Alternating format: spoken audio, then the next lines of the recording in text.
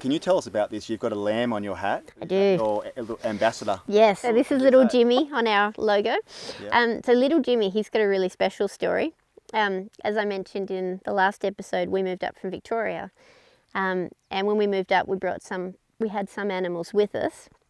And on the drive up, Julian was driving along. I was just outside of Forbes in New South Wales, and it was getting dark, and he noticed all the cars in front of him starting to swerve.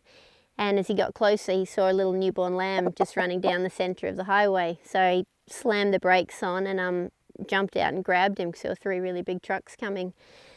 And then called me and said, "What do I do? I've got a newborn lamb and it's dark and I'm in the middle of nowhere."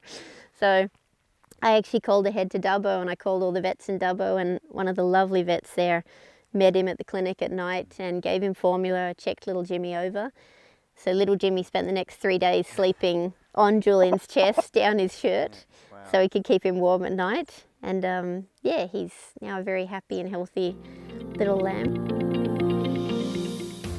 That's really cool. How long have you had him for now then? So we've had him almost a year and a half. Wow. Yeah. That's really cool. So he's an amazing little boy.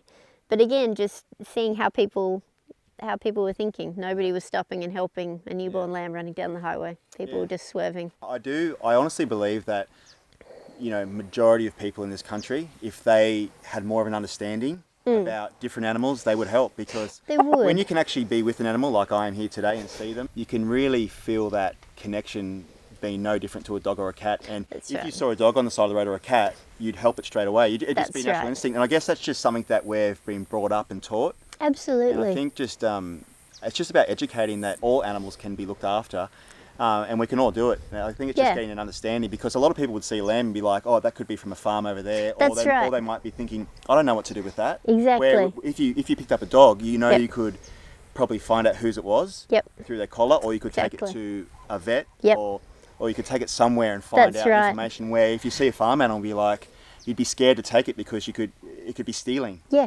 exactly.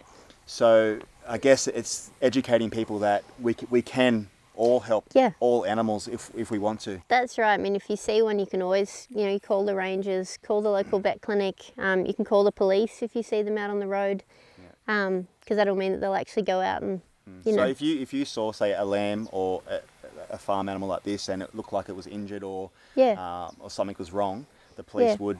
Oh, the police would. I'm sure they would go out and check them out. Your local rangers, they'd at least be able to get onto the rangers if it was out of hours, and just make sure that they were cared for. Cool. So yeah, there's a lot involved in caring for them. Whoa! What did you see? Yeah, well, that's really interesting. Look, it's really interesting because when we're talking about animals, a lot of people feel like, I guess, the animal has to be my friend as well. Yeah. And it's actually not that case at all. That, animals don't have a voice, and a lot of the time, animals aren't designed to be in this country. So as humans, it's kind of our responsibility to look after an animal or another species if it needs. It's just like we would a child. If a child is abandoned, as an adult, you have the ability to look after a baby, and a lot of animals can be like that as well. And it's not always about having the animal have to be your friend. No, you've got to. We sort of have an obligation in a way to, if something or someone needs help, then we almost have an obligation in a way to provide as much assistance or help as we can without having to receive anything in return. Yeah, and it's also about making the commitment as well. It's like, if you adopt a dog or a cat from the pound, you're making a lifelong commitment to that animal.